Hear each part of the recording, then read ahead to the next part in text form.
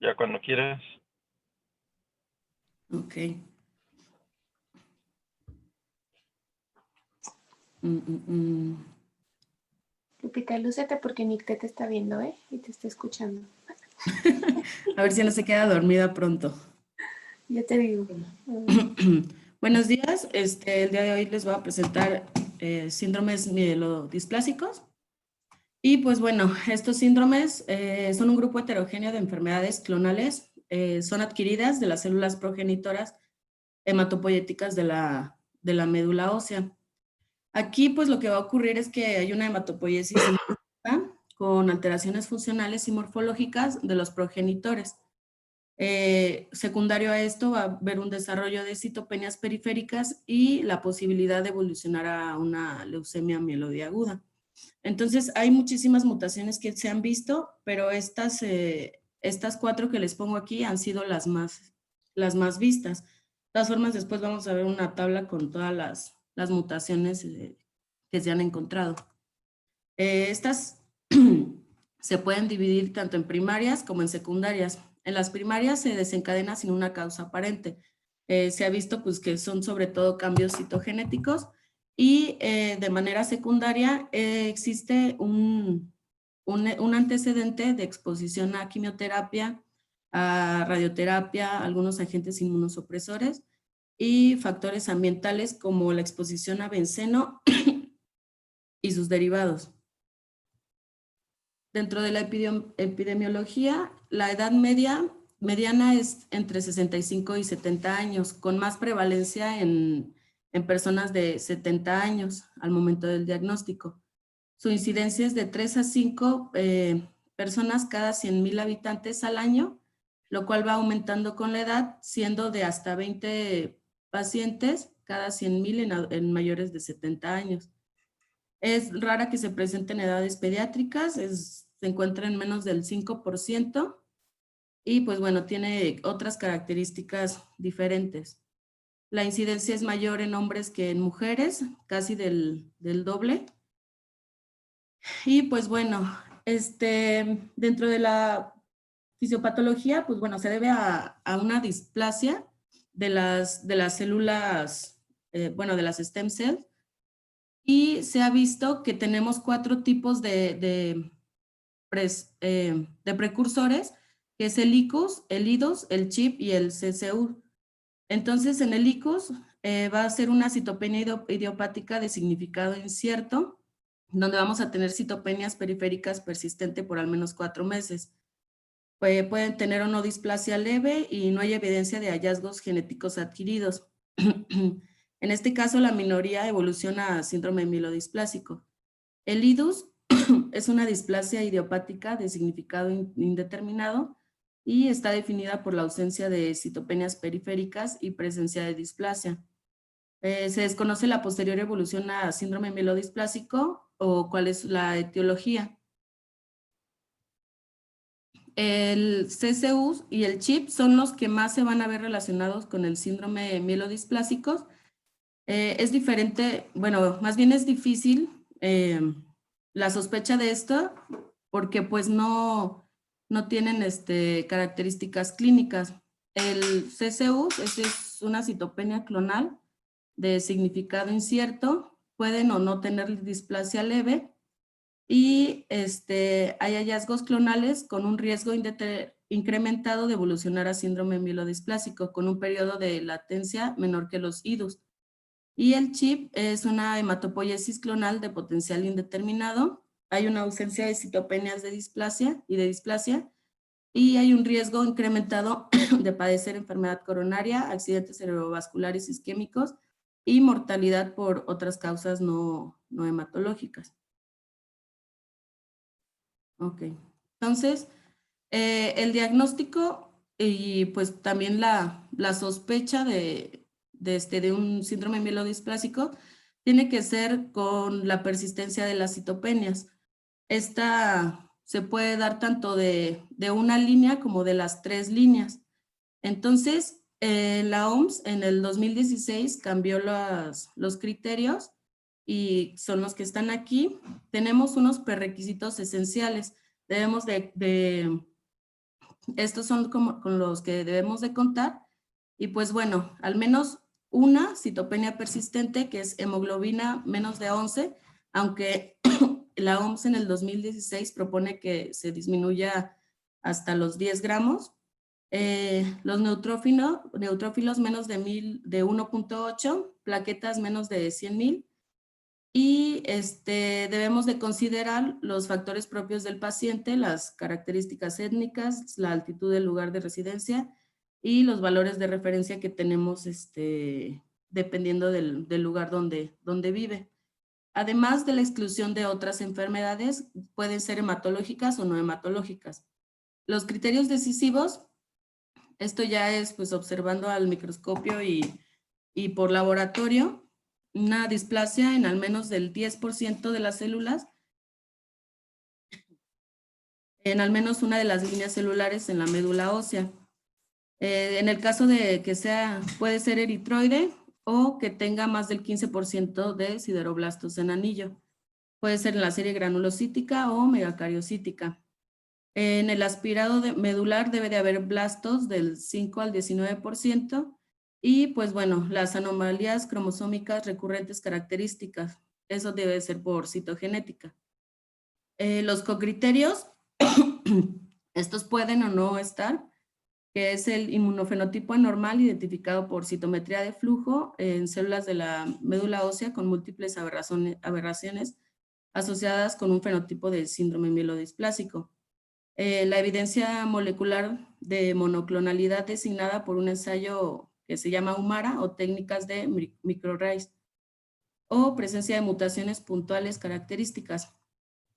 Y los hallazgos anormales en la histopatología de la médula ósea. Más del 10% de micromegacariocitos displásicos detectados por inmunohistoquímica, localización anormal de progenitores y el clúster, este es muy importante, el clúster de CD34. Entonces, vamos a tener la sospecha de síndrome mielodisplásico con una citopenia persistente. Lo que tenemos que hacer, pues bueno, descartar causas secundarias de citopenias. Debemos de solicitar un hemograma completo con recuento de plaquetas y de reticulocitos. La evaluación cuantitativa del frotis de sangre periférica, la evaluación del medulograma, incluyendo hemosiderina y sideroblastos, la anatomía patológica de médula ósea y a todos enviarlos a estudio citogenético. Es el estudio inmunofenotípico por citometría de flujo. Ya como seguimiento debemos de medir los niveles de eritropoyetina, de folato, de B12, de homocisteína. Esto como parte del tratamiento y como parte también de un diagnóstico diferencial. La ferremia, transferrina, el porcentaje de saturación de ferritina y los niveles de ferritina. También la TSH y LDH. La confirmación diagnóstica, pues la vamos a hacer con los criterios mínimos, los que sería el inciso A, y también morfológico según la OMS del 2016. Otros estudios es el antígeno leucocitario humano del paciente y de los hermanos.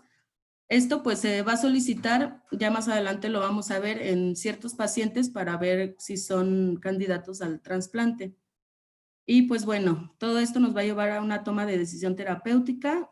Siempre, como ya son personas mayores, hay que considerar sistemas de predicción de riesgo, que sería pues tanto la edad como el estado funcional del paciente y las comorbilidades. Bueno, pues para el diagnóstico diferencial puede ser, debemos de guiarnos por la clínica del paciente y también de distintos laboratorios que podamos solicitarle al paciente.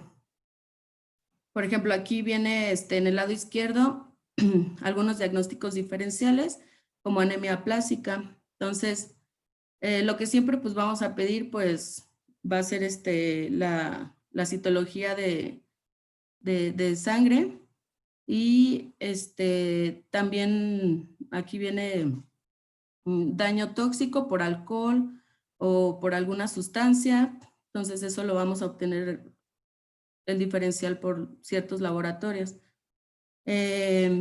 Cambios reactivos de la médula ósea, ya sea por sepsis, por VIH, con infecciones crónicas, tuberculosis. Entonces, pues la historia clínica, la citología y por laboratorios específicos que se van a hacer, paneles virales, PCR. También pues la anemia megaloblástica, que puede ser con la que más se puede llegar a presentar, bueno, a confundir, pues midiendo los niveles de vitamina B12, ácido fólico. Y pues bueno, el diagnóstico, pues vamos a solicitar el conteo sanguíneo. Estos son pues los niveles que podemos llegar a encontrar. ¿Y qué más vamos a solicitar? El conteo diferencial para ver si hay displasia y el porcentaje de blastos. Los niveles de HDL, que son asociados a un pobre diagnóstico. La ferritina, cuando está más de 1000, necesitamos utilizar la quelación de hierro, la eritropoyetina y la tipificación de HLA para valorar el trasplante halogénico.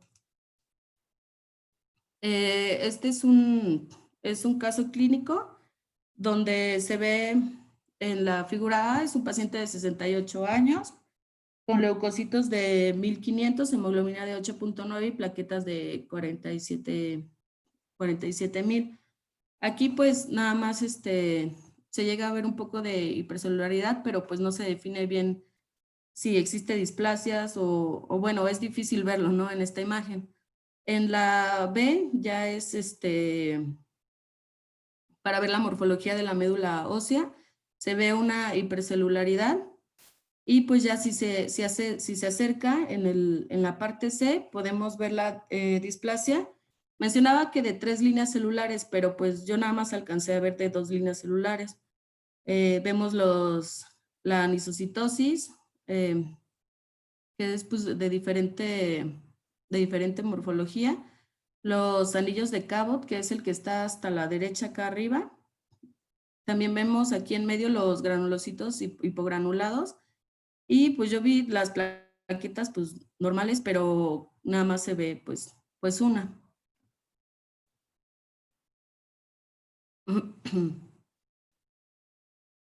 En pues bueno, son ejemplos de precursores eritroides de morfología normal. En la parte de arriba tenemos los blastos y en la parte de abajo vemos diferentes tipos de formas inmaduras que pueden llegar a presentarse en esta línea celular, como la multinucleación.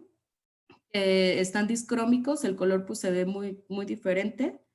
La vacuolización, acá, el citoplasma puntiagudo y los sideroblastos que son acá. Son las distintas formas que se pueden presentar. Y en esta línea, arriba se ven pues, los neutrófilos normales y pues ya abajo el tipo de displasia que puede presentar, ya sea por la disminución de la granulación, la hipolobación nuclear, que resulta pues como si se vieran dos núcleos diferentes. Y el cambio de coloración, que se ven pues como más hiperpigmentados, y la forma del núcleo no se ve tan definida como acá arriba. Esto pues obviamente requiere pues ya de mucha práctica. Ya Arturo y Citlali pues estuvieron ahí en una clase de frotis, ya luego nos comentarán su experiencia. Y pues bueno, ¿qué más vamos a solicitar de estos pacientes? Aparte pues de la BH, del frotis, pues vamos a solicitar una histopatología de la médula ósea. Esto nos va a dar la celularidad medular, tiene que ser ajustado a la edad. Como habíamos visto, casi siempre va a ser hipercelular, pero pues puede llegar a ser normocelular. Vamos a solicitar la inmunohistoquímica complementaria para detectar acúmulos multifocales de células progenitoras CD34. La guía nos recomienda que debe incluir el CD34, CD31, CD61 CD71 y también estos de acá abajo, el CD14, CD163 y CD68. Cada uno representa a un tipo de linaje. La citometría de flujo, esta es una técnica rápida, sensible y específica. Nos sirve para el diagnóstico, ya sea en la médula ósea con cambios displásicos mínimos. Nos va a dar el porcentaje de blastos en médula ósea en rango normal, pero con anomalías fenotípicas. En los síndromes mielodisplásicos con displasia unilinaje, puede detectar displasia en múltiples linajes. También nos sirve como monitoreo del tratamiento para la detección precoz de progresión a leucemia amiloide aguda, ya que nos va a demostrar un aumento de los blastos.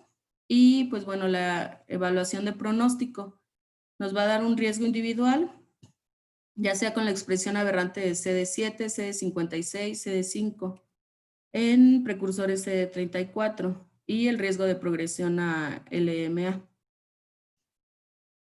El estudio citogenético es, pues bueno, el cariotipo que tiene la médula ósea. Es fundamental el estudio para la confirmación diagnóstica como para la estratificación del riesgo. Y pues bueno, los más frecuentes son los de acá abajo, el -5, la de lesión del -5Q. El -5Q va a ser el más, va a tener mayor prevalencia. El -7 y 7Q menos, estos van a ser los de mayor riesgo. Y pues otros tenemos el +8, el 20Q y el -Y.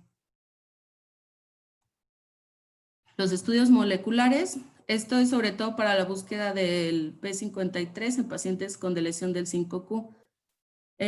Sobre todo en aquellos que piden respuesta a lenalidomida, y la búsqueda de mutaciones utilizando un panel amplio en pacientes jóvenes de riesgo intermedio según el IPSS-R. Estas, pues bueno, son las alteraciones moleculares más frecuentes, como se las había puesto al principio. Pues tenemos la SFB1, que es la más frecuente, y afortunadamente pues el pronóstico es favorable. Y pues bueno, aquí se muestran todos los demás. El peor pues va a ser el que tenga el TP53, es el que peor pronóstico vamos a tener. En todos, pues bueno, la asociación clínica es dependiendo de la morfología que va a tener nuestra médula. Si tenemos los sideroblastos, la cantidad de blastos que vamos a tener. Y pues aquí también nos vemos, dependiendo del gen, el tipo de terapia que se le puede llegar a ofrecer, ya sea la respuesta a los hipomitelantes o la terapia halogénica de células pluripotenciales. En esta, pues nos muestra la clasificación de la OMS de todos los síndromes mielodisplásicos. Se va a clasificar dependiendo de las líneas que tienen la displasia, que puede ser desde 1 hasta que tenga las 3, las citopenias, los sideroblastos, los sideroblastos en anillo, el porcentaje de blastos en la sangre periférica o en la médula ósea, y pues bueno, el cariotipo convencional. La mayoría, pues el más presente va a ser la de lesión del 5Q. Entonces, dependiendo de eso, pues ya va a ser el tipo de este síndrome mielodisplásico que vamos a tener. Y pues bueno, ya con todo esto, que tenemos que pues, solicitar el cariotipo y ver sobre todo qué citopenias tiene y el número de blastos, vamos a clasificarlo con el índice pronóstico internacional. Este es un score utilizado para medir la sobrevida del paciente y para el tipo de tratamiento que se le va a dar. Entonces, tenemos acá en la tabla izquierda el porcentaje de blastos, el cariotipo y las citopenias. Y acá abajo, ya dependiendo del cariotipo y de las citopenias, se le va dando un puntaje por cada uno. Ya teniendo el puntaje, nos vamos a la tabla de la derecha donde viene la sobrevida y tiempo de transformación leucémica. Entonces, cuando el grupo de riesgo es bajo, la sobrevida es de 5.7 años y el tiempo de progresión a leucemia, que va a ser del 25%, va a ser hasta de 9.4 años. Después se clasifica en intermedio 1, en intermedio 2 y el riesgo alto. En el 2012 se hizo otra versión donde igual vamos a ver el tipo citogenético y nos dividen ya cada uno las citopenias, no incluyen en uno solo. Y además acá en el tipo de cariotipo solo son algunas alteraciones cromosómicas. Y en ya lo aumentan un poco más como un grupo de riesgo. Ya hay más de lesiones y otros tipos de cariotipos que no vienen en el anterior. De todas formas, en las guías que encontré todavía se siguen utilizando las dos, tanto el IPSS como este nuevo que es el IPSS-R. Entonces, igual con nuestra clasificación, vamos a contar nuestro puntaje en y pues vamos a ver aquí el tipo de riesgo y la progresión a leucemia que va a tener el paciente. Entonces, pues con estas dos tablas vamos a ver el tipo de tratamiento. Obviamente, pues también tenemos que ver las comorbilidades que tiene el paciente. El tratamiento lo vamos a dividir en dos, pacientes de bajo riesgo y pacientes de alto riesgo. Aquellos de bajo riesgo son aquellos que van a tener un IPSS bajo, intermedio 1, o el IPSS-R muy bajo, bajo o intermedio. Este grupo tiene una supervivencia de más de 3 años y con baja probabilidad de transformación a leucemia. El objetivo del tratamiento en los pacientes de bajo riesgo es mejorar la sintomatología y calidad de vida.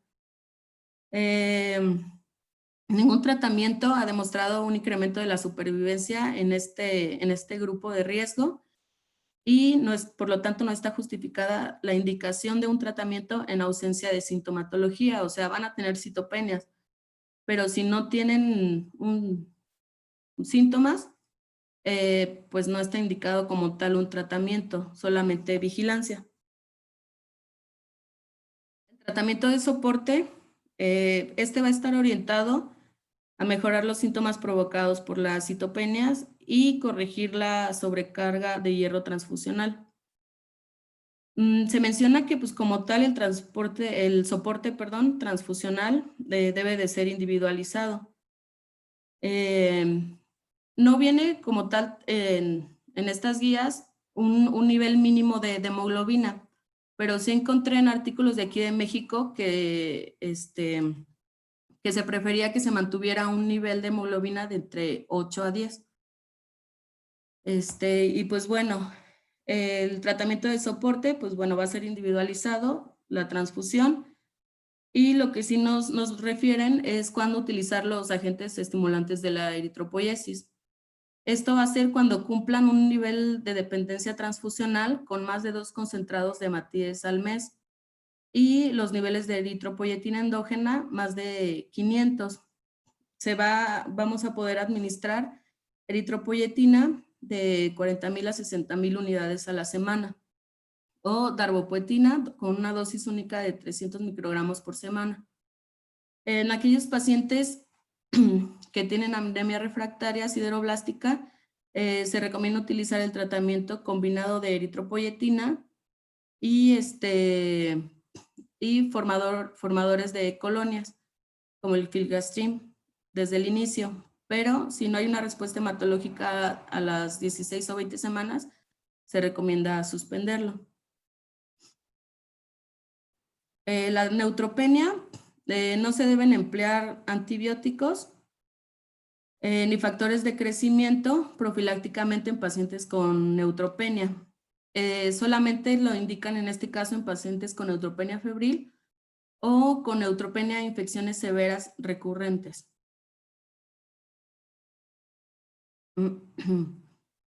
Bueno, pues tenemos nada más el factor estimulante de colonias granulocíticas. Es una proteína producida de forma natural por el organismo para aumentar la producción de glóbulos blancos. La administración puede ser subcutánea, IV o IV y solamente una vez al día. Puede ocasionar sepsis, bronquitis, infección del tracto respiratorio superior, infección del tracto urinario, trombocitopenia, anemia, esplenomegalia y pues descenso de la hemoglobina. Igual, para suspenderlo, nada más es cuando llega a un nivel de neutrófilos de más de 10,000, ahí se tiene que suspender y pues se tiene que estar en vigilancia de los niveles. En la trombocitopenia, el objetivo es evitar pues o tratar las hemorragias graves y el soporte transfusional debe ser restrictivo debido al riesgo de alosensibilización y refractariedad plaquetaria. De igual manera, aquí no tenemos una cifra umbral de plaquetas para indicar las transfusiones. Entonces, es solamente en presencia de sangrado o factores de riesgo para el mismo. El uso de agentes trombopoyéticos, el romiplostim y el trombopac, como tratamiento de soporte, todavía está en desarrollo para esta enfermedad y no se recomienda fuera de ensayos clínicos. Se podría considerar en pacientes con menos del 5% de blastos en médula ósea y con compromiso de vida. Pero pues la indicación todavía está fuera de prospecto. Y pues bueno, el uso de quelantes de hierro es para aquellos pacientes con tratamiento transfusional periódico y que tienen una expectativa de vida razonable y en candidatos a trasplante hematopoyético. Los niveles, pues bueno, cuando se tiene una ferritina de más de 1000 con un índice de saturación del más de 60%, con el objetivo de mantener la ferritina en menos de 7 y podemos utilizarla deferoxamina subcutánea o el deferacirox oral. El que encontré aquí en México es el deferacirox. Se debe dar dependiendo de los niveles de ferritina. Entonces también se tiene que tener una vigilancia estrecha. La dosis es de 20 a 30 miligramos por kilogramo al día con una ferritina mayor de 1000. Se debe de estar ajustando según los valores de ferritina, hierro hepático y la tolerancia pues al mismo. Si está la ferritina de 500 a 1000 y el hierro hepático está controlado, se sugiere disminuir la dosis de 10 a 20 miligramos por kilogramo día y considerar su suspensión temporal si la ferritina es menos de 500. Se debe controlar los niveles de creatinina y perfil hepático y vigilar la aparición de toxicidad cutánea o digestiva. Además, pues bueno, revisar los valores de depuración de creatinina de manera seguida. Y pues bueno, como agente inmunomodulador, la lenalidomida es el único que se ha visto que tiene una buena eficacia en pacientes con lesión del 5Q, que pues como vimos era el más común, que tengan anemia sintomática y o dependencia transfusional con baja probabilidad de respuesta a la eritropoyetina y en los que haya fracasado como tal el tratamiento a la eritropoyetina. La dosis recomendada es de 10 miligramos al día durante 21 días, cada 28 días. Se deben de completar hasta máximo 4 ciclos, un mínimo de 3 ciclos. Y se reporta una respuesta transfusional global en 76% con independencia transfusional en 67% de los pacientes.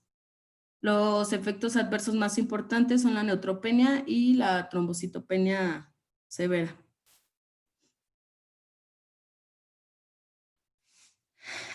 Sobre el tratamiento inmunosupresor, en el síndrome mielodisplásico de bajo riesgo son limitadas y mayormente acotadas a pacientes con características hipoplásicas. Se prefiere en pacientes con edades inferiores de 60 años, con el antígeno leucocitario humano DR15, con un IPSS de riesgo bajo o intermedio, menor duración del requerimiento transfusional, ausencia de blastos en médula ósea o una médula ósea hipoplásica, clon de HPN y cariotipos sin alteraciones o presencia de trisomía 8. El clon HPN pues, es la hematuria paroxística nocturna. Se basan en el uso de globulina antitimocítica asociada o no a la ciclosporina. Pero pues bueno, como tal no lo encontré, la globulina antitimocítica, a quien no sé si alguien lo haya escuchado o sepa de su uso. Lo que pues sí se ha visto, pues bueno, aquí sí se realiza el tratamiento con la ciclosporina. Este tratamiento pues es complejo y tiene una importante toxicidad medular y solamente se tiene que administrar en hospitalización. La ciclosporina, pues bueno, disminuye la respuesta inmunitaria celular inhibiendo la producción de anticuerpos T dependiente. La dosis pues va a ser de 5 miligramos por kilogramos al día y va a depender muchísimo del estado del paciente. Puede ocasionar insuficiencia renal, hipertensión arterial, temblor, cefalea, parestesias, anorexias, náuseas, vómito. Pues por eso se prefiere que este tratamiento sea dado en una hospitalización. Las recomendaciones sobre el uso de hipometilantes.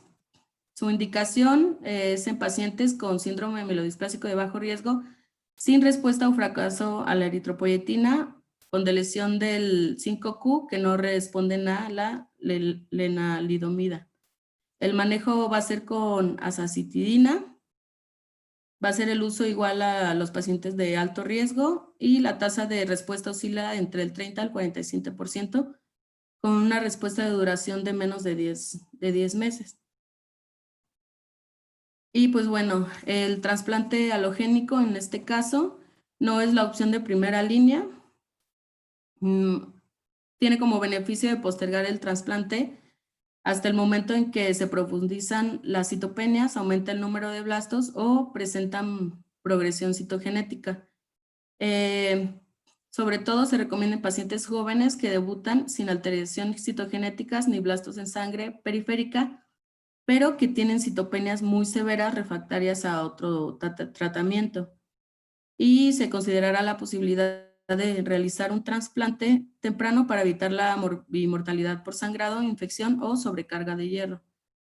Los pacientes con anormalidades del cromosoma 7, que vimos que era uno de los más graves, y cariotipo complejo, presentan indicación de trasplante al momento de diagnóstico. Este es independientemente si es de bajo riesgo o de alto riesgo.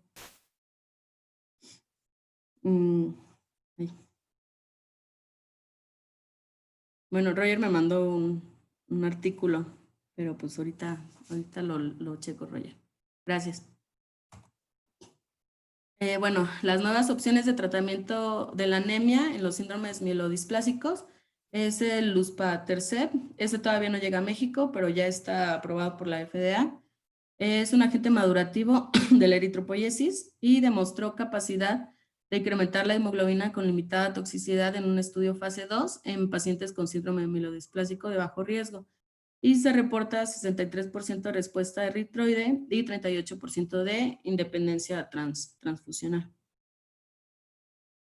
Y pues bueno, entonces cuando tenemos un perfil bajo de riesgo por el IPSS, si es asintomático nuestro paciente, pues nada más la observación cada 6 meses.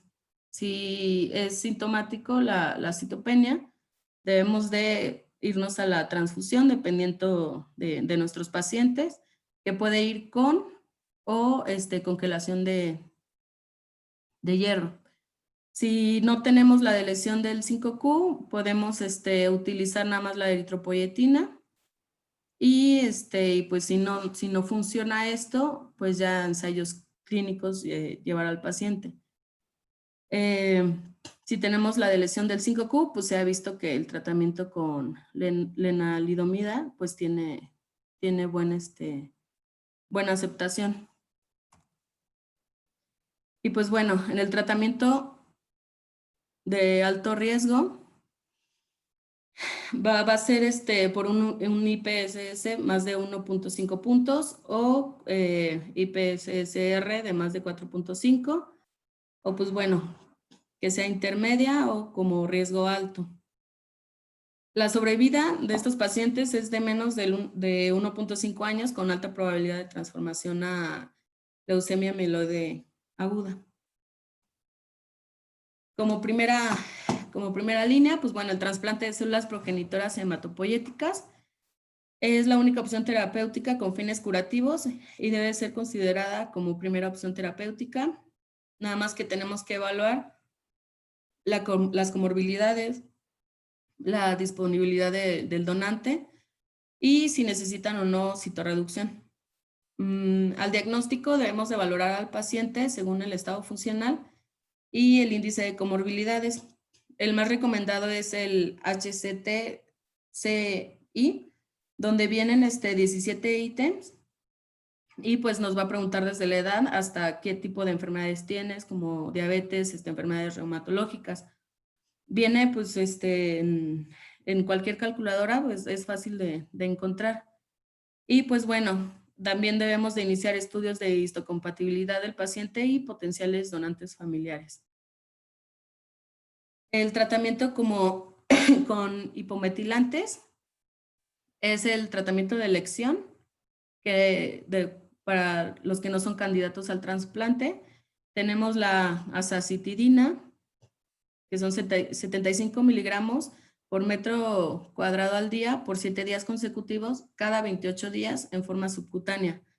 O la decitabina, que son 20 miligramos por metro cuadrado al día por 5 días, cada 28 días, de manera endovenosa. Y pues bueno, se recomienda evaluar la respuesta después del 6º ciclo con ASA y después del 4º ciclo con dacitabina. El fallo primario se define como falta de respuesta o progresión y tiene una media de sobrevida de 8.6 meses.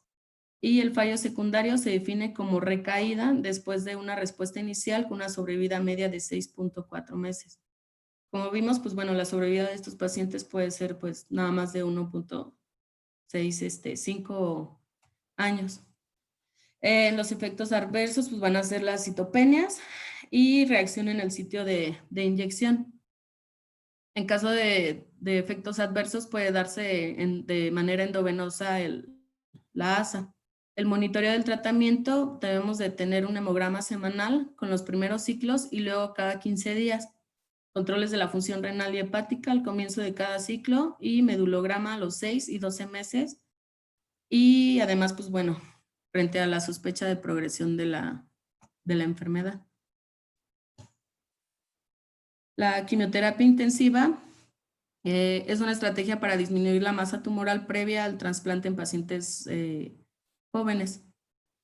El tratamiento de inducción estándar para la leucemia combinado es la citarabina y antraciclinas. Es una opción logrando un porcentaje de remisión completa del 30 a 50%, de corta duración con una mortalidad de inducción del 20 al 40%. Y los pacientes con cariotipo normal y jóvenes tienen mayor posibilidad de obtener remisión completa y mayor sobrevida. Esto de paciente joven, pues bueno, se refiere pues a pacientes menores de 70 años, que es como la edad corte para ofrecer o no este tipo de tratamiento. Y pues bueno, luego pues mencionan que si un paciente está en remisión completa, parcial, y luego pues no sabemos bien estas definiciones. En el síndrome mielodisplásico, la remisión completa va a ser cuando la médula ósea tenga el menos de 5% de blastos con maduración normal del resto de las líneas. La sangre periférica, hemoglobina mayor de 11, plaquetas más de 100,000, neutrófilos más de 1 y blastos pues del 0%. La remisión parcial, los mismos criterios que el caso de la remisión completa, salvo el porcentaje de blastos que puede ser más de 5%. Pero debe de tener un descenso más del 50% respecto a antes de iniciar el tratamiento. y la celularidad y la morfología en este caso no son relevantes. La enfermedad estable no se consigue remisión completa ni remisión parcial, pero no hay evidencia de progresión durante más de 8 semanas. La mejoría hematológica, vamos a tener una respuesta eritroide con una hemoglobina pretratamiento menos de 11 y que esta aumente más de 1.5 gramos. Significativa reducción de las transfusiones de al menos 4 unidades en 8 semanas, comparadas con 8 semanas previas al tratamiento. Y solo cuentan las transfusiones con hemoglobina menos de 9 gramos o menos. La respuesta de plaquetas, que las plaquetas, pues bueno, hayan estado disminuido y después el aumento absoluto de más de 30,000. Para plaquetas, si teníamos menos de 20,000, que incremente a más de 20,000 y por lo menos de un 100% de incremento. La respuesta de los neutrófilos, que antes pues tengan menos de 1 y aumento por lo menos de un 100% con un incremento absoluto del 0.5. El fallo es, pues bueno, muerte durante el tratamiento, progresión de la enfermedad caracterizada por empeoramiento de las citopenias, incremento en el porcentaje de blastos de la médula ósea o progresión a un subtipo FAP más agresivo o avanzado.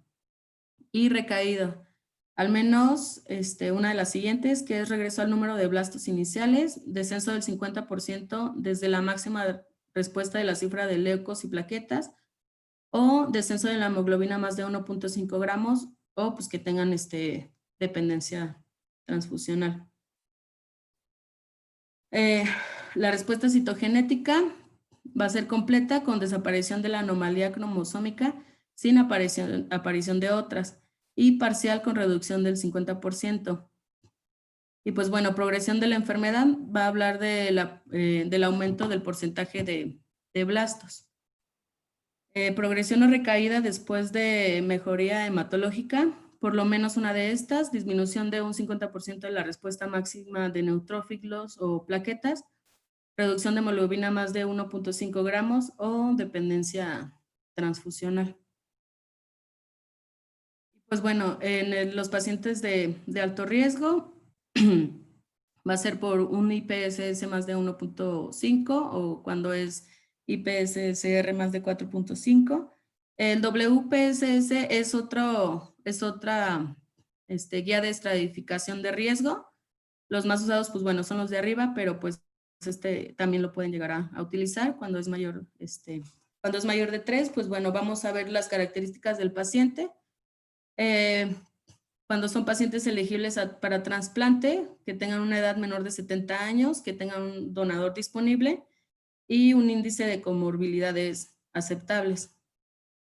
Vamos a ver si se puede otorgar el trasplante halogénico y si tenemos que hacer una mieloablación, si el paciente tiene menos de 55 años con comorbilidades. Y no se realiza la mieloablación si tiene más de 55 años o con comorbilidades. Los pacientes no elegibles para trasplantes, pues bueno, son aquellos con edades mayores de 70 años y con un índice de comorbilidades altos. A estos pacientes pues se les propone ser aceptados en estudios clínicos, agentes hipometilantes, los cuidados de soporte transfusionales y profilaxis antimicrobiana. Y pues bueno, como conclusiones, los síndromes mielodisplásicos son un grupo de enfermedades que afectan a la célula madre, afectando a grupos mayores de 70 años, con riesgo elevado a desarrollar una leucemia aguda. Necesitamos el estudio morfológico y citogenético de sangre periférica y médula ósea. El pronóstico y, bueno, qué tratamiento le vamos a dar se debe utilizar con el IPSSR. Y el tratamiento debe ser dependiente del perfil del paciente y comorbilidades. Pacientes con alto riesgo y menores de 70 años se debe ofertar trasplante halogénico con una curación del 30 al 50%. Y ya.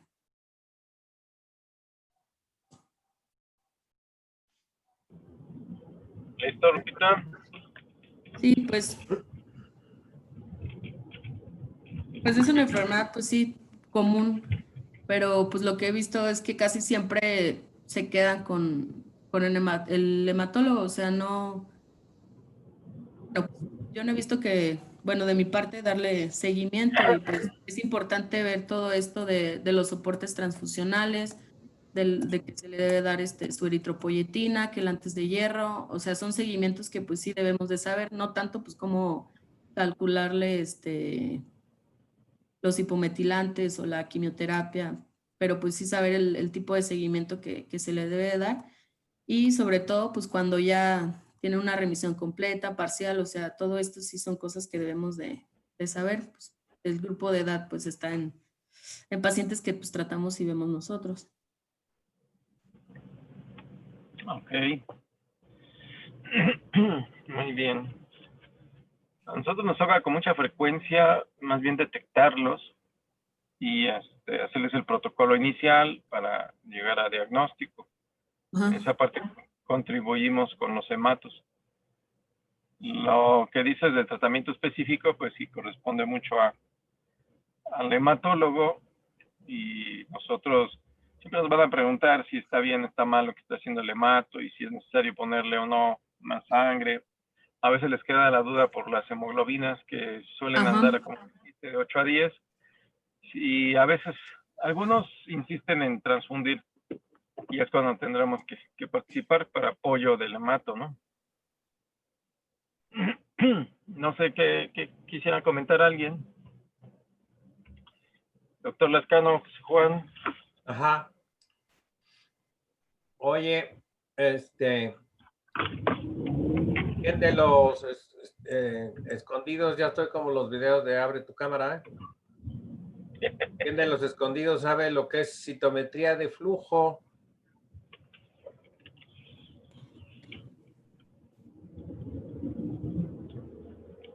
No, nadie. Nadie. Ah, Roger, sí. A ver. Bueno, a ver, déjame compartir, Lupita.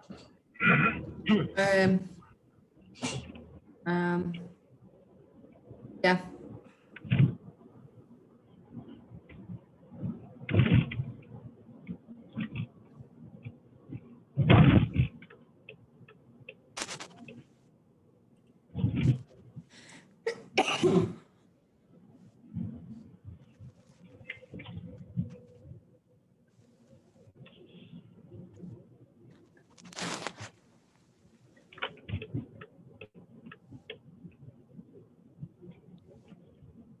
Shape and properties of individual cells within a heterogeneous population of cells.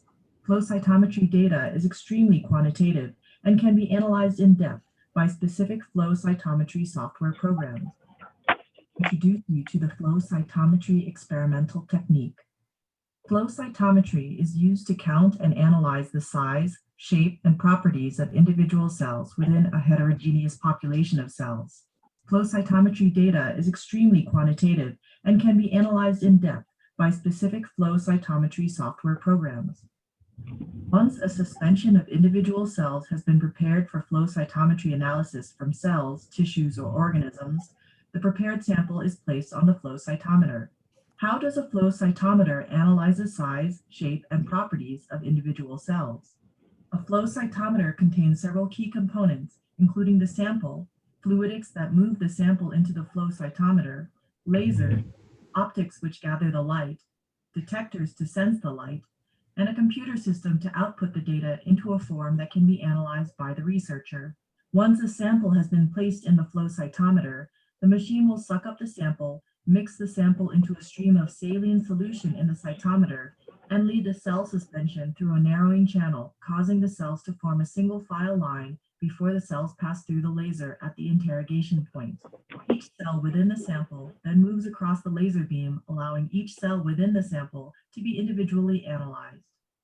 As each cell passes through the laser beam will scatter in multiple directions. The flow cytometer detects light scattered in a forward manner, called forward scatter, and light scattered in a sideways manner, called side scatter. The amount of forward scattered light for each cell is detected by a detector on the far side of the cell from the laser. Forward scatter is proportional to the size of the cell. The detector converts the scattered light into a voltage pulse, which is directly proportional to the amount of forward scattered light. The computer converts these data into a histogram plot with the amount of forward scattered light on the x-axis and the number of cells on the y-axis. The amount of side scattered light is detected by a detector located perpendicular to the path of the laser beam. Side scatter is proportional to the shape and internal complexity of a cell. Just like with forward scattered light, the flow cytometer converts the detected side scattered light into a voltage pulse, which is directly proportional to the amount of side scattered light. By analyzing the forward and side scatter data together, the researcher can understand a cell's size, shape, and complexity. In addition, the analysis of the forward and side scatter data can allow the researcher to divide the heterogeneous population of cells into individual populations of varying size, shape, and complexity. This capability of analyzing multiple populations within a sample is the immense strength of the flow cytometry experimental technique. In addition to analyzing a cell's size, shape, and complexity, a flow cytometer can also detect emitted light from excited fluorescent molecules, such as fluorescently labeled antibodies or fluorescent dyes or stains. For the rest of this animation, we will focus on the detection of fluorescent signal by the flow cytometer. For more information about fluorescence, please see the fluorescence animation. The fluorescent molecules, or fluorophores, are excited by the correct wavelength of laser light when the cell passes through the laser beam. After excitation, the light emitted by the fluorophore is directed along a path with emission filters that allow for the detection of multiple different fluorophores emitting light in a cell. A flow cytometer can detect the presence of a fluorophore and also quantify the relative amount of a fluorophore within a cell. A flow cytometer can also be used to detect light emitted from multiple fluorophores in the same sample. While it is common for flow cytometers to detect 2, 3, or 4 colors at the same time, some flow cytometers can even detect up to 18 different colors at the same time. The data can then be presented to the researcher in the form of a histogram or a dot plot. Such data furthers the powers of flow cytometry analysis by enabling the researcher to analyze individual populations of cells within a heterogeneous mix of cells in the sample.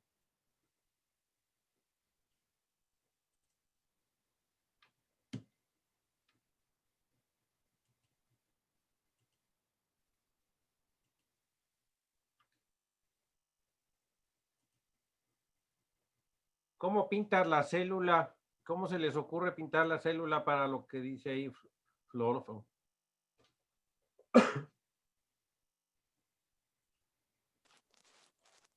¿Cómo se les ocurre lo que estaba diciendo Lupita? A ver, Roger.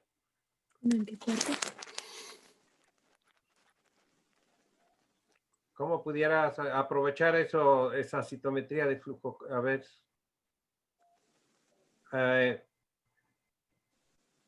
Por ejemplo, mira, si los marcas con anticuerpos, entonces usas determinada muestras y lo pasas, le pones anticuerpos y luego lo pasas por la citometría de flujo. Entonces va a emitir un color diferente. O sea, lo estás marcando, lo estás pintando antes de meterlo. No sé si entendieron porque no los veo. Pero esa es una... Bueno, ya vieron, está bueno el video, ¿no? La otra es, está bien, Lupita presentó mucha información. Habría que desmenuzar la información y, como dice Juan Carlos, saber qué es lo que nos importa a nosotros, a los que trabajamos un poco o mucho más abajo del hematólogo. O sea, ¿qué es lo importante para nosotros? Para que hagan un pequeño resumen acerca de lo que es más importante para mí. ¿Qué es lo que me importa saber? O me importaría, sí.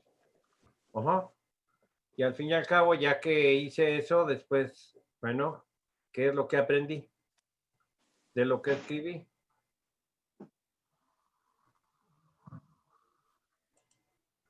Va. Exactamente, anticuerpos. Inmunofluorescencia, sí. Y luego se pasan por el citómetro, así como te dije. Eso está diciendo Roger. ¿Está bien? Sí. Bueno, muy bien. ¿Cómo ven? Bien, ¿Cuándo lo preparan? pues para el viernes, ¿no, Doc? Pues no sé, a ver qué opinan, porque no mandan chat. Sí, el viernes. ¿Esquema Sí, Doc, el o viernes. como tipo ensayo? Un resumen. Resumen.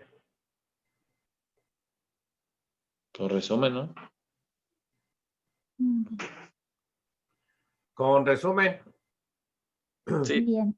pero a mí me importa, fíjate, a mí me importa. ¿Qué es lo que te importa?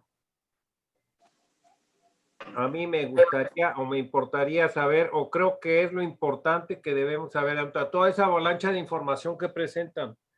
Ujú. ¿Sí? Porque también les puedo hacer un examen o podemos hacer un examen, o todos nos hacemos un examen, digamos, para ser solidario, y entonces les pregunto, a ver, díganme el tipo de gen, ajá, que está involucrado, ¿verdad? O cuál es a ver si se acuerdan, cuál es el marcador de pronóstico.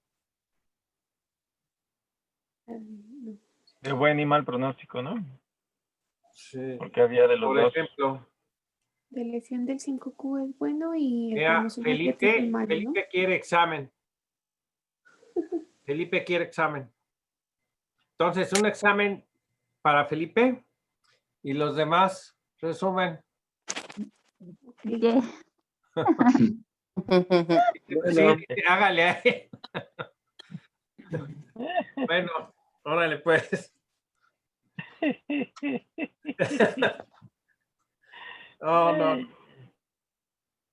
No, Felipe, No. me vas a poner a hacer un examen no. No, resumen. Dale. Sale, pues.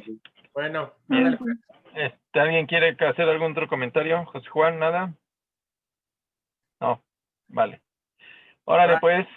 Pues está muy bien la información y muchas gracias. Nos vemos mañana. ¿Vale? Bye. Hasta mañana. Bye.